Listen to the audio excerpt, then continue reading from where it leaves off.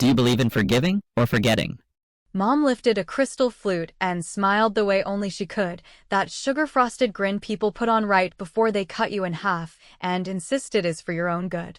She tapped the microphone with her ring, and the band quieted down mid-chord, the kind of sudden hush that makes every guest fold their hands like they are in church. "Family," she began, her voice carrying that practiced authority she used at every reunion and PTA meeting. "We will be holding on to the gift money tonight, just as we have always done, and you all know our Hannah has such a big year ahead, so she deserves it more." The words floated out as if this was common sense, as if everyone at my own wedding reception should nod in agreement, while she snatched up the very thing Chuck and I had carefully planned for our beginning. The room gave a polite laugh, that conditioned social response that means people are uncomfortable but too well trained to show it. Dad stood there with his plate, pretending he didn't hear. Hannah, in her satin dress that shimmered under the chandelier, raised her glass and gave me the smile of someone who had never in her life been told, "Not this time." And me, standing there in my own dress, the one I paid for out of overtime shifts and a canceled vacation, felt my stomach twist because I knew this move wasn't random. It was a script. I had lived it. As a kid, every time a relative slipped me birthday money, Mom would say, "We'll keep this safe for you, sweetheart." It went into a drawer I wasn't allowed to open. When I asked about my college fund, she'd sigh about Hannah's braces or the broken water heater. My fund always evaporated into somebody else's crisis. And if I pressed, she'd deliver that look, the one that meant I was ungrateful for even noticing. So when she pulled that stunt at the microphone, Chuck didn't even flinch. He had warned me 2 nights earlier, while tightening his tie in the hotel mirror. "Your mom is going to try something," he said. "She's too used to calling the shots. But we're not kids anymore, so let's be ready." His calmness had irritated me then, because part of me still thought maybe my family would surprise me with grace. But he had already prepared. He rose now, smooth and deliberate, and set his champagne down on the head table like it was a chess piece. From his jacket he pulled out a thick ivory envelope with our names embossed in raised silver. He didn't announce it, didn't wave it like a trick. He simply placed it in front of my mother with the weight of a sealed verdict. Then he said, almost casually, exactly why we prepared ahead. His voice carried, but it wasn't loud. It was steady in a way that cut deeper than any dramatic shout could have. Mom's hand hesitated before touching the envelope. Hannah leaned forward, curiosity bright in her eyes, like she expected it to be a check addressed to her. Dad reached to clear his throat, but nothing came out. When Mom finally tore the flap, her face drained, the practiced glow collapsing into something that made the cousins stop chewing. Hannah's smile faltered mid-pose, her glass halfway to her lips. Nobody spoke. Nobody asked what was inside, but the silence thickened with the question. I turned toward the guests, forcing my voice into a bright, steady register. "We are so grateful for everyone here tonight," I said, lifting my glass high enough to make the photographer turn his lens. "And since Mom and Dad believe in tradition, I want to thank them for teaching us the importance of planning ahead." The laugh that rolled through the tables wasn't polite this time. It was real, a ripple of recognition that my family script had been broken in public. Mom stayed seated, staring down at the pages inside that envelope as if they were written in fire. In that moment, I realized something shifted forever. I wasn't the daughter handing over envelopes anymore. I was the woman keeping the receipts. And although nobody in that ballroom knew yet what Chuck had tucked inside that ivory paper, they could all see one thing: my parents' faces had fallen, and the party had just turned into something far more unforgettable than the cake or the flowers. The music swelled again because the band, confused but trained, picked up their instruments. Guests returned to their seats, whispering. Hannah stared at me with a narrowed expression I had never seen on her before, not pity, not triumph, but fear dressed as curiosity. And while the champagne bubbles went flat in glasses around us, I thought, this is only the beginning. Because the envelope wasn't just a piece of paper, and what it contained wasn't a stunt. It was proof, it was history, and it was the first real step in taking back what had been quietly stolen from me year after year. My mother knew it the second her eyes hit the first line, and my sister, for once, did not dare to smile. I raised my glass again, let the chandelier light catch on the rim, and told myself, let them wonder. The more they wonder, the longer they squirm. This night belonged to us now. And as I sat down beside Chuck, feeling the whole room hold its breath, I whispered to myself, this is only episode 1. The real story is just starting. If you have ever planned a wedding while trying to keep 3 different kinds of peace, the public peace for the relatives who show up with casseroles and opinions, the private peace for the partner who thinks a ceremony can be both beautiful and sane, and the dangerous peace for the parent who treats every milestone like a negotiation, then you understand why. During our engagement, I learned to speak a new language that sounded like gratitude but functioned like a lock on a door I was not going to let anyone open, and the first sentence in that language began the night Mom offered to manage our vendors so we wouldn't overpay like amateurs, which was sweet in tone and sharp in purpose, because her version of managing has always meant rerouting anything valuable through her hands until it forgets its original destination. Chuck and I had already seen the little rehearsals of control peeking out from behind centerpieces and seating charts, like when Mom suggested we move the ceremony from the small garden we loved to the church hall where, coincidentally, her friends sit on the finance committee, or when she volunteered to host a private shower at her house so that checks could be gathered and recorded properly, a phrase that sent a cold wind over my spine because I have heard it all my life and it always ends in the same drawer. So I smiled, thanked her for caring, and introduced the first countermeasure, which was our experience's only registry that looked charming on the surface: cooking class in New Orleans, a long weekend in Asheville, a national parks pass, but was in truth a fully prepaid itinerary linked to an account only we could unlock, meaning any gift directed there was already converted into reservations with confirmations sitting in my inbox like tiny shields with barcodes. Because I knew there would still be people who preferred crisp bills in an envelope and a firm handshake, I built a decoy that did not look like a decoy, a tasteful glass card box with a slot that fed into a locked insert. And next to it I placed a little guest book with a gentle instruction: write the name you want on our first holiday card and drop your card after your note, which seems sweet until you realize it produces a real-time ledger of who gave what and when. And to solidify the trail, I asked our photographer, a woman with a sense of humor sharper than her lens, to capture every handoff under the pretense of a candid gratitude album, which meant each envelope arrived with a timestamp and a face, creating a chain of custody that could humble a courthouse.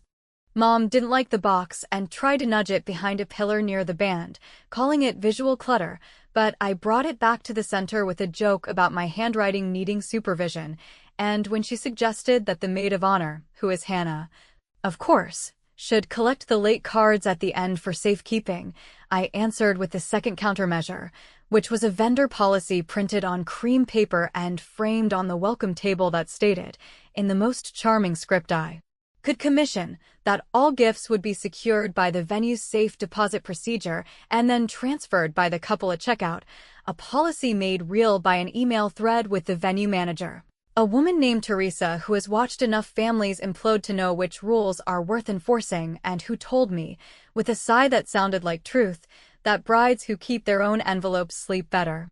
During the rehearsal dinner, the temperature of the room rose 1 polite degree every time Mom mentioned Hannah's big year, which apparently includes a certification course she keeps postponing and a lease that costs more than a mortgage because she insists on being within walking distance of boutiques that sell candles for the price of groceries. And when Dad tried to slide me a folded list of traditional disbursements that assigned portions of our cash gifts to line items that did not exist in our lives, a couch we already owned, a washer we did not need, an emergency cushion held by family, I folded the paper back and thanked him for thinking ahead, then tucked it into my purse as if I were sentimental when in fact I was building a file that would later interface very neatly with what Chuck was drafting in quiet evenings while I pretended to compare linens. The only moment I wavered came when Hannah pulled me into the hallway outside the restaurant and said, in that soft way she uses when she knows she is asking for something heavy, that she was drowning a little. that credit cards are a carnivore and her new place is pricier than expected, and that maybe after the wedding I could help Mom hold things, because we both know you're better with money, which would have been flattering if it had not been a perfect circle of logic that ended with me doing the work while she held the benefit, and I heard myself say I would always love her, which is true, and that grown women have to invent their own lifeboats, which is also true. And I watched the first crack in her certainty appear even as she smiled and linked arms with me for the photos. On the morning of the wedding, while makeup sponges tapped and hairpins clicked like small metronomes of nerves, I double-checked the venue's safe deposit plan, confirmed the photographer's handoff shots, and slipped a tiny notebook into my clutch. The kind you buy at the pharmacy next to gum, because old habits die hard, and I have learned that handwritten notes survive in courtrooms and living rooms alike. Then I kissed Chuck on the cheek and told him I trusted him, and he said he had one more thing to print at the hotel business center, which made me press his hand and decide not to ask, because sometimes suspense is a gift when you know it is on your side. By the time Mom took the microphone at the reception and performed her familiar magic trick of turning my day into someone else's need, the stage was already wired, the polite currents of control rerouted into breakers she could not see. And when Chuck placed that ivory envelope on the table like a quiet thunderclap, the room felt the pressure drop even if they did not know why, and I smiled in a way that looked bridal, but tasted like strategy, because while she was busy announcing what she would be holding, I had already made sure there was almost nothing left within her reach, and the very little that was still at risk had a serial number, a photograph, and a signature. I will not tell you yet what Mom saw when she opened that envelope, because the truth inside is heavier than a punchline and cleaner than a fight, but I will tell you that before the night ended I made one more move dressed as courtesy. A small request to the venue manager that sounded like logistics and felt like a line in the sand, and when Teresa nodded and slid a key across the marble bar with a look that said she had seen this movie before, I understood that my revenge did not need to be loud to be final, it only needed to be documented. And still, while the band shifted into an upbeat classic and cousins returned to their chairs with plates of cake, I watched Hannah's expression sharpen into something wary and calculating, and I knew she was going to try one clever thing before the lights came up. Because favoritism is not just a gift you receive, it is a habit you practice, and when she drifted toward the welcome table with a casual stretch that ended near the glass box, I tightened my grip on the clutch and pretended to laugh at a joke I did not hear, because I could see her fingers curl just enough to test the slot, and I knew that if she managed to remove even one envelope without a scene, Mom would claim the rest with a speech about confusion and custom. Which is why I moved before she did and asked the DJ for the exact song that makes our family dance in a circle, a simple choice that pulled every hand away from temptation for the length of 3 long minutes and set up the moment, after the last chorus, when someone would realize one envelope was missing that none of us had seen go in. The rehearsal dinner had already carried the tension of a board meeting disguised as a celebration, and by the time the wedding day itself arrived, every movement inside the venue felt like a test of invisible boundaries, as though years of unspoken rules had been packed into a single hall under a ceiling of soft lights and floral garlands. From the outside, everything looked serene: polished silverware, neatly folded napkins, candles flickering at the exact height specified by the planner, but underneath the surface the same old patterns were pulsing. And I could feel my mother and sister operating with that practiced confidence born from decades of getting their way, while I was operating with something different entirely, a slow, deliberate plan built on documentation, timing, and a refusal to surrender the narrative of my own life even for one night. When guests began arriving with envelopes tucked discreetly into their handbags or jacket pockets, I stationed my maid of honor stand-in, a friend from work who had stepped in for small tasks, near the glass box, smiling and handing out pens for the guest book as though it were simply a thoughtful gesture, yet really it was another layer in a careful ledger that combined handwriting samples, timestamps from the photographer's candid shots, and the list of RSVPs that I had converted into a digital spreadsheet with Chuck the night before. Each time a card dropped into the slot, the camera flashed, a note was written, and a column in my mind ticked forward like a vault's tumblers aligning. Even the venue manager, Teresa, understood her role, slipping into the room at regular intervals to check the integrity of the box, which she would later transfer into the safe under a policy signed by both of us. I had thought these precautions would be enough, but families trained in soft power rarely give up after one blocked attempt, and Hannah's habit of treating other people's preparations as her personal cushion emerged in a small, almost imperceptible act midway through the cocktail hour. She drifted toward the box while laughing at something a cousin said, her hand resting just long enough on the edge to look casual, then pulling back when she realized my friend was watching. The moment lasted no more than a breath, but I saw it, that little reach for control wrapped in performance, and it confirmed that Chuck and I had been right to expect one last maneuver.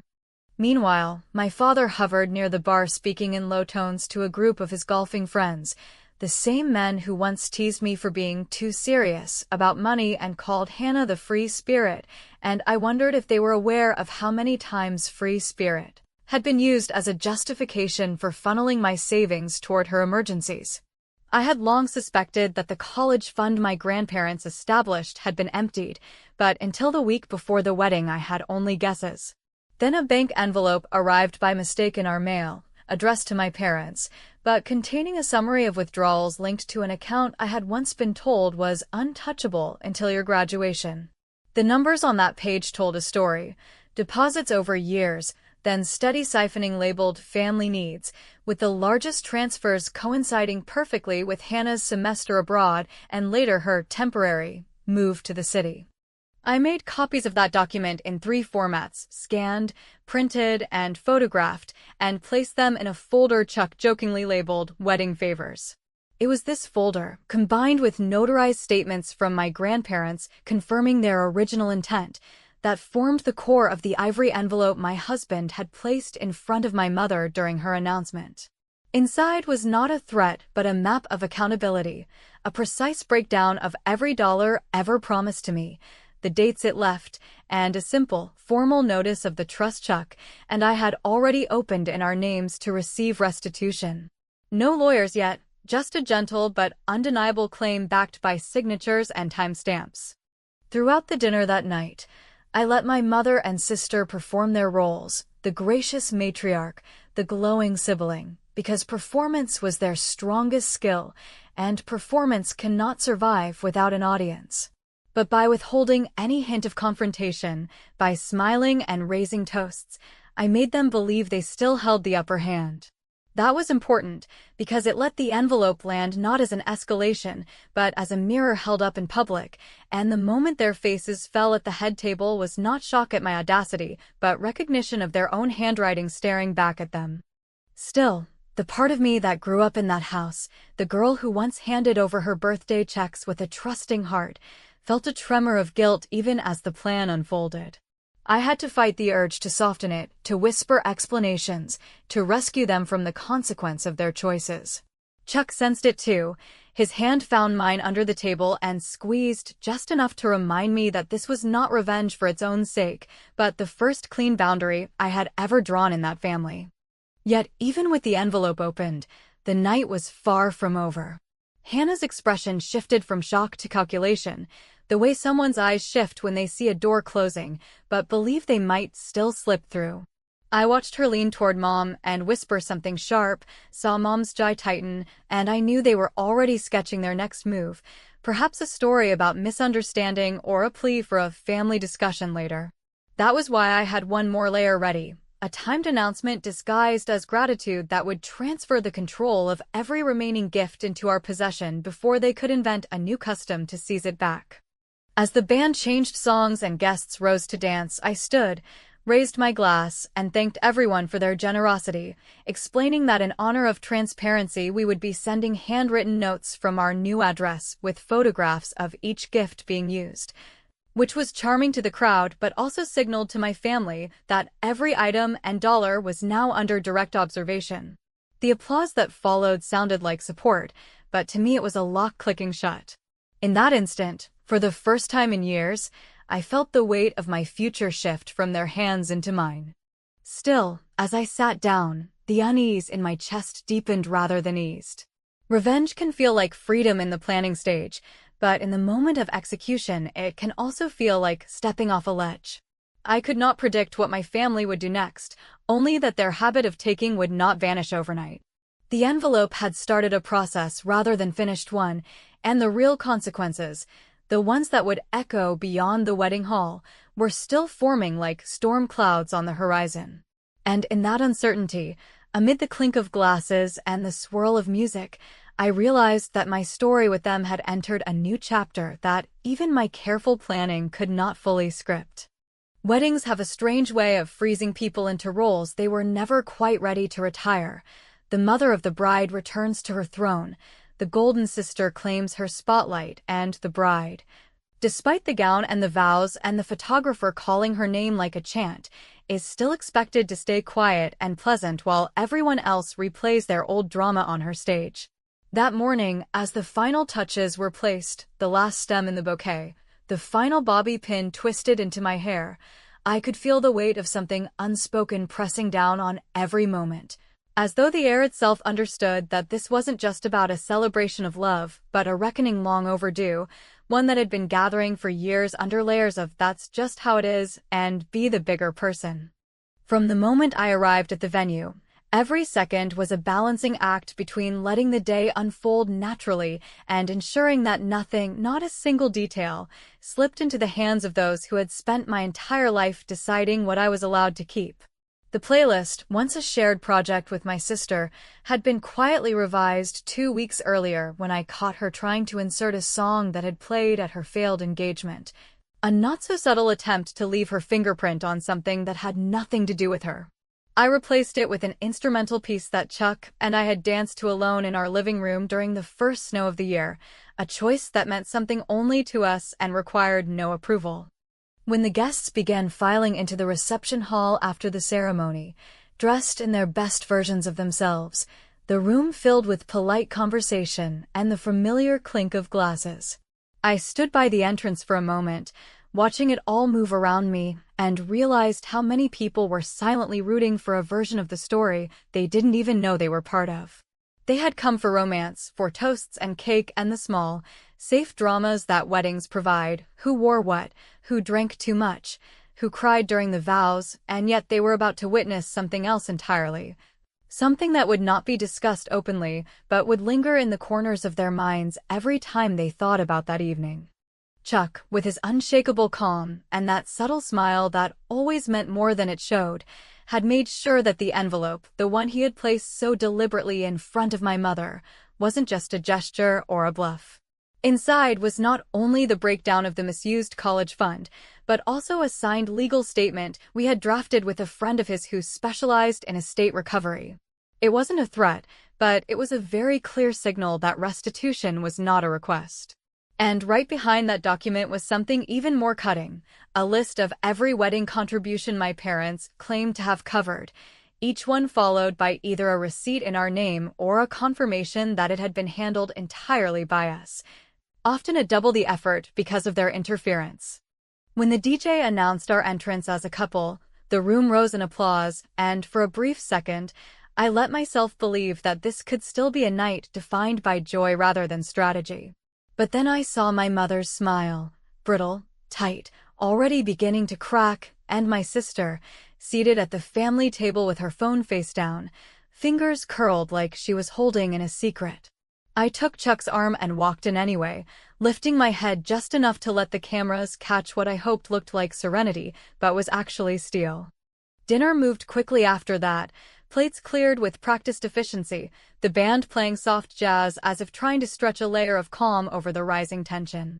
And then, just before the toasts were scheduled to begin, Chuck stood again, glass in hand, and thanked the guests for joining us, a speech short and warm, and exactly the kind of thing you'd expect from a man trying to honor the moment.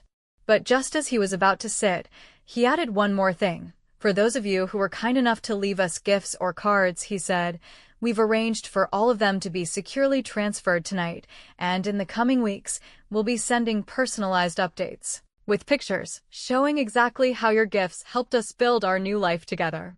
There was nothing accusatory in his voice, no edge at all, and yet I saw my mother's posture shift by degrees, her hands folding more tightly in her lap, her eyes narrowing as if trying to decode whether this was a coincidence or a message. Hannah reached for her phone, glanced at something, and tucked it away again, and I knew then that whatever story they had planned to spin about miscommunication or tradition or some last-minute confusion that would require them to temporarily handle the remaining envelopes had just been neutralized. But the real unraveling didn't happen until the end of the maid of honor speech. Hannah had stood, cleared her throat, and delivered something that sounded rehearsed, but heartfelt enough to pass, memories of our childhood, an obligatory joke about my stubbornness, and a tear at the end for effect. The room clapped, a few people dabbed at their eyes, and then she returned to her seat, avoiding my gaze. That's when the DJ, following a script only Chuck and I had seen, announced a short slideshow we had put together, a simple montage of photos from our years together, starting from the awkward first date selfies all the way to the engagement shoot in the park. The images played on a large screen behind us, accompanied by a quiet instrumental piece. But woven among the laughter and the trips and the little life moments, we had inserted 2 photographs that seemed like they didn't belong, one of an empty savings account balance from the year I turned 18, and one of a check marked "deposit cancelled," with my name in the memo line.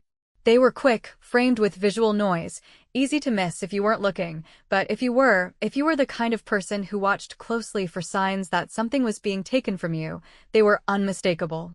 I saw it hit my mother first, a flinch in her shoulders, a quick glance toward my father, who looked down at his plate. Hannah didn't react at all, which meant she hadn't noticed or didn't understand, and that was fine. It wasn't for her. It was for the ones who had always known and chosen silence, and for the part of me that needed to be seen, even if only for 2 seconds between a picture of us laughing in a canoe and a snapshot of Chuck carrying me over the threshold of our apartment. When the slideshow ended, the applause was scattered but genuine, and Chuck kissed my cheek with perfect timing. My mother clapped too, but her eyes were far away, already calculating something I couldn't yet see. I knew she wasn't finished. I knew something else was coming. But for that moment, I had the room, and the story was finally mine. And though the envelope had already been opened, the contents already read, the real meaning had just begun to sink in, not just for her, but for everyone watching. And that meant the final move was close. The one we had saved for after the crowd thinned, after the music slowed, after the cake had been cut. The one that would leave no room for rewriting history. Long after the laughter began to fade and the echo of clinking glasses dulled into the low hum of guests slipping out into the night air, I found myself in the dim hallway behind the main ballroom, standing beneath a sconce that flickered slightly. The kind of unreliable light that makes everything feel more honest, more bare, as though it knows the performance is finally over and now it's just us, stripped of charm, without the buffer of toasts and tablecloths. Chuck had disappeared moments earlier to retrieve something from the bridal suite, leaving me alone with the faint buzz of the band packing up and the low voices of relatives saying their goodbyes. But I wasn't waiting for him. I was waiting for them because I knew my parents wouldn't leave without trying one more time to fix what couldn't be fixed with excuses or smiles. When my mother finally appeared, her heels clicking in steady rhythm, her expression was not angry, but composed in a way that felt more dangerous, the look of someone who had lost control in front of an audience and was determined to regain it in private. She didn't speak at first. She stood across from me with her arms folded, as if rehearsing a version of herself she thought might still work. My father followed close behind, silent, tired in a way I hadn't seen before, not physically, but spiritually, like a man who had spent years convincing himself the damage didn't count because it had always been wrapped in tradition and politeness. "You didn't need to embarrass us," my mother said finally, her voice low but steady. "There were better ways to have a conversation." I felt something flicker in my chest, not anger, not sadness, but the cold click of clarity, like a puzzle piece finally snapping into place. Because in her mind, what happened tonight wasn't the culmination of years of quiet theft, misdirection, and rewriting of facts. It was a daughter's betrayal for choosing to bring the truth into the light instead of keeping it folded behind closed doors like a family heirloom too fragile to touch. What embarrassed you, I said calmly, was seeing it written down. But it was always happening. The paper just told the story out loud. She glanced away for a moment, toward my father, who had not yet spoken. He was looking at the floor, his hands in his pockets, as though searching for a version of himself who might have spoken up earlier, who might have stopped things from sliding this far. But he said nothing. Chuck returned then, holding a folder I recognized immediately, the backup. The extra copy of everything we had already shown, plus one more document I had asked him to print only if the conversation became what it now was, an impasse dressed as reconciliation. He handed it to me without a word, and I stepped forward, offering it to my mother. She didn't take it. "This one's different," I said, keeping my voice even. "It's a formal repayment plan. Legally optional, emotionally overdue." Her lips tightened. "You're going to make us pay it back?" "No," I said, and for the first time, I let my voice harden, just slightly. "I'm giving you the chance to decide what kind of relationship you want going forward. Because from this moment, there are only two choices. You acknowledge what was taken, and you repair it, or you continue pretending none of it mattered, and we live like strangers who wave at Christmas." For a long moment, none of us spoke. The silence grew thick with everything unspoken, all the years I had watched them bend themselves backward for Hannah, all the birthdays where my gifts were IOUs, all the phone calls where concern for me quickly became worry about her. And somewhere in that silence, my sister appeared. She stepped around the corner like a ghost summoned by tension, barefoot, holding her heels in one hand, mascara slightly smudged. She didn't say anything. She just looked at the folder, then at me, then at our parents. And then, in a voice so soft it barely reached the walls, she said, "I didn't know how much came from you." It was not an apology, but it was something real. A crack in the perfect shell she had worn for so long. Mom flinched, just slightly, as if hearing that from Hannah cut deeper than anything I could have said. Dad finally raised his head and looked at me, not as a daughter making a fuss, but as a woman who had done her math, drawn her lines, and refused to keep playing a role someone else had written. "I'm tired," I said, before they could speak again. "I'm tired of loving people who only protect what they think they deserve. I'm not asking for a scene, and I'm not burning the bridge. I'm just not crossing it anymore unless it leads somewhere honest." I turned then, not with drama, but with the quiet conviction of someone who has given enough chances to people who believe they are entitled to forgiveness just because they share your last name. Chuck took my hand. We walked away slowly, not as a performance, but as a choice. And though part of me wanted to look back, to see if they were watching, waiting, rethinking everything in those final seconds, I didn't. Because sometimes the real power isn't in the speech or the document or the applause that follows your reveal. Sometimes it's in the silence of your exit, the moment you choose not to return to a story where you were never the protagonist. Back in the suite, as I untied the ribbons on my shoes and let my dress slide off in a soft sigh of satin, Chuck placed the folder on the nightstand without comment. We didn't talk about it. We didn't need to. The story had been told. But still, as I lay there staring at the ceiling, I wondered, not with regret, but with the kind of curiosity that lingers after the final act, what they would do with that envelope, and whether the next move would come as an apology, a denial, or nothing at all. And that, I realized, was the most honest ending this story could have. Because not every truth comes with a bow or a confession. Some truths simply stand, waiting, watching who steps forward and who walks away.